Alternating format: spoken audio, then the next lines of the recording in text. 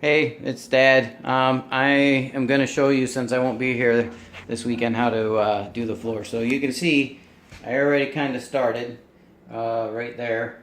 So that we need to get it down to the bare wood, just like that.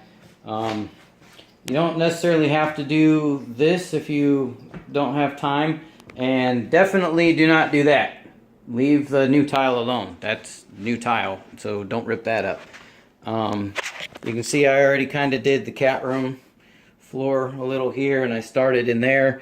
That stuff is really a bear, so you can leave that for me because you need the heat gun to do that, and I don't want you to burn down the house because you can see like I was lighting a lot of stuff on fire with the heat gun because I was getting it too hot, and I don't want you to have to mess with that. So anyway, I can't use, because I got this new groovy holder, I can't use my fancy dancy handle.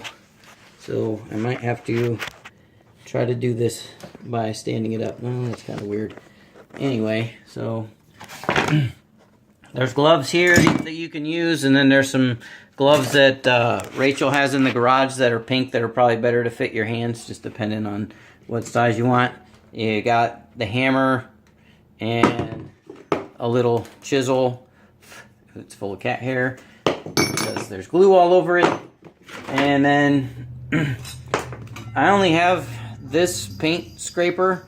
It's not very good at doing this, but what you do is you can take it and you can kind of slide it under as you get the tiles loose, and then you can use that. But it's very flimsy, and I would suggest not using that if you can help it. And then there's this thing right here, which is what I was using, that I got this up with. So you just take it. So can you see what I'm doing here? How's that work? Yeah, just like that. Take it and you just slide it under the tile. See how it's lifting it up like that? And you just keep lifting, and you lift, shove and lift, shove and lift, shove and lift. You just keep doing that so that the tiles come up. And if you have a lot of this glue stuff like that ends up being stuck, don't worry about that for now.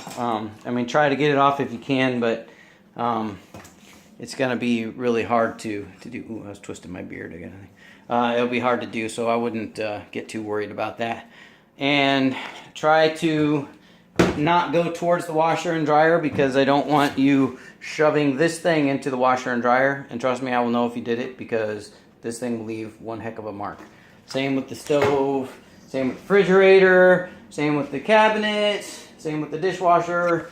So if you can just do the middle of the floor with this, and then hand do the other stuff with the hammer and chisel, that would be great. You got all weekend to work on it when you're not at work. But if you have any questions, you can call me this weekend. And this wood is kind of tore up. I'm going to talk to Don about that and see if maybe he was talking about using some 1/4-inch stuff around the whole house. But we'll see. We'll see how that looks. Anyway, so that's how you take the floor stuff up. Take your time. Don't get in a rush. I mean, last night I was just that's all I got done in an hour was what you see in there and this little patch right here. So, you know, I'm not expecting you to have the whole floor done by, you know, Sunday night when I come home, but try to get as much done as you can. Anyway, thanks. Appreciate it. And for you, those of you that thought this was a Cooking with Corey video, sorry, I didn't privately link this so just my daughter could see it.